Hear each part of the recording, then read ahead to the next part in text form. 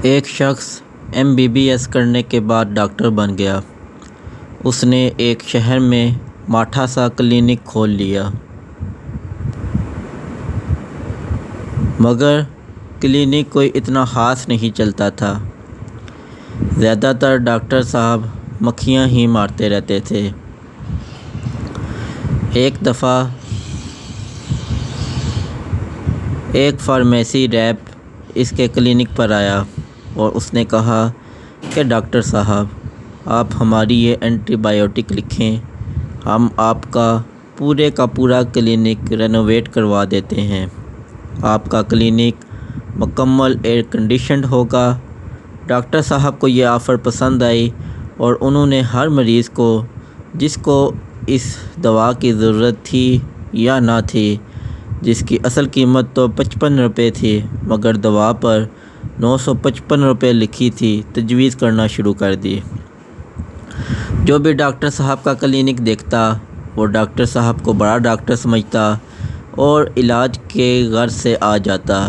اگلی دفعہ فارمیسی کے ریپ نے ڈاکٹر صاحب کے کلینک دروازے پر 2D کار لا کر کھڑی کی اور کہا کہ کمپنی نے آپ کے لیے ایک پیکج کا اعلان کیا ہے، آپ ہماری یہ ادویات اور سپلیمنٹ بھی اتنی مقدار میں 6 ماہ میں نکال دیں تو یہ باہر کھڑی گاڑی آپ کے نام کروا دی جائے گی، فی الحال آپ اس کو استعمال کریں۔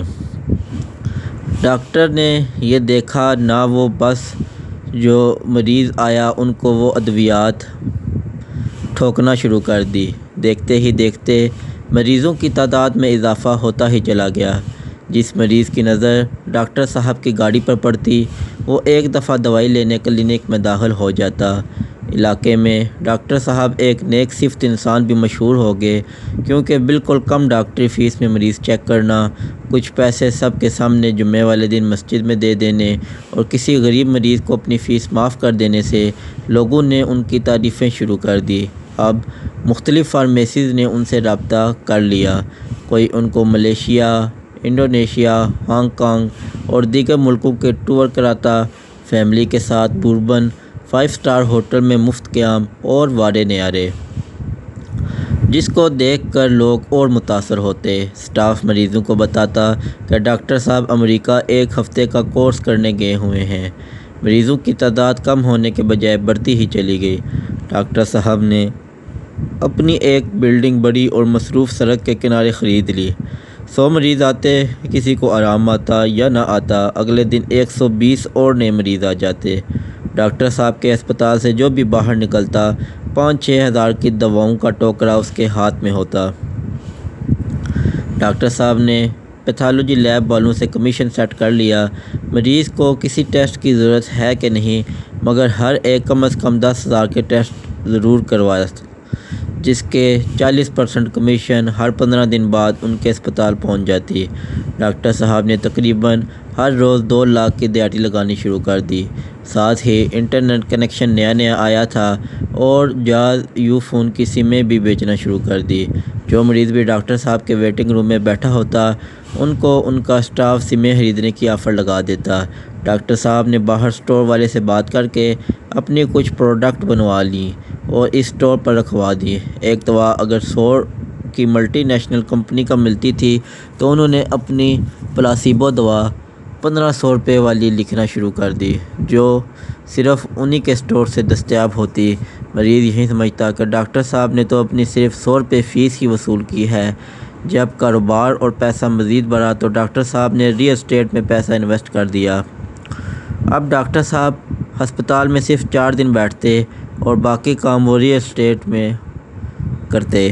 10 کروڑ کی ایک بلڈنگ خریدی، ابھی خرید کے گاڑی پہنچے تھے کہ 11 کروڑ کی آفر آ گئی، اگر بیچنی ہے تو بات کریں۔ ڈاکٹر صاحب نے کہنا کہ نہیں، 12 دو اور لے جاؤ، چنانچہ 11:30 میں کیس ڈن ہو جانا۔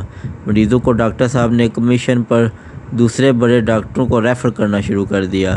پہلے خود پیسے جاڑے، پھر جب سب کچھ نچڑ گیا تو پھر ایک اور بڑے ڈاکٹر کی تعریفیں کر کے اسے ریفر کر دیا۔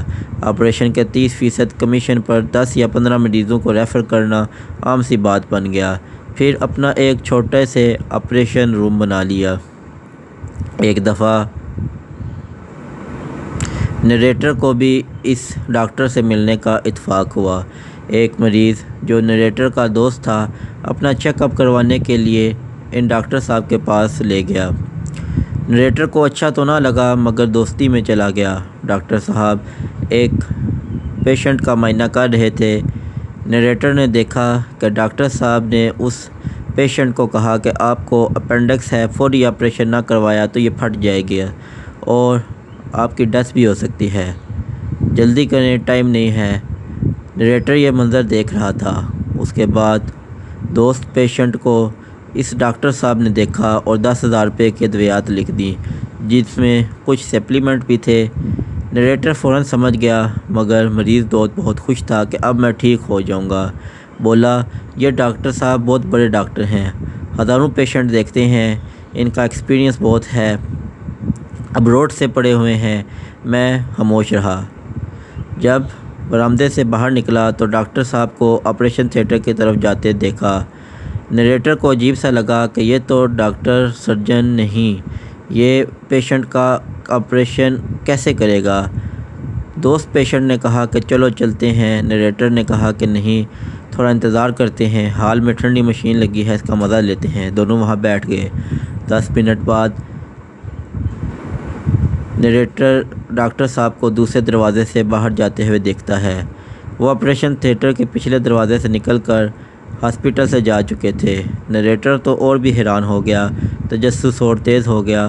تھوڑی دیر میں آپریشن تھیٹر سے ایک اسسٹنٹ نکلا، وہ نریٹر کا ایک فرینڈ نکل آیا۔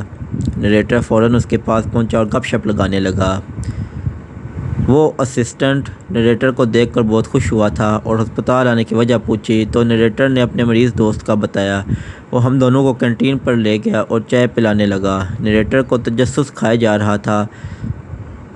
آخر نریٹر نے اپنے اسسٹنٹ فرینڈ جو کہ وہ اس ہسپتال میں بطور OTA کام کر رہا تھا طریقے سے پوچھ لیا کہ یار ڈاکٹر خود تو چلا گیا ہے، یہ آپریشن کس نے کیا ہے؟ وہ تھوڑا ہنسا اور کہا کہ میں نے۔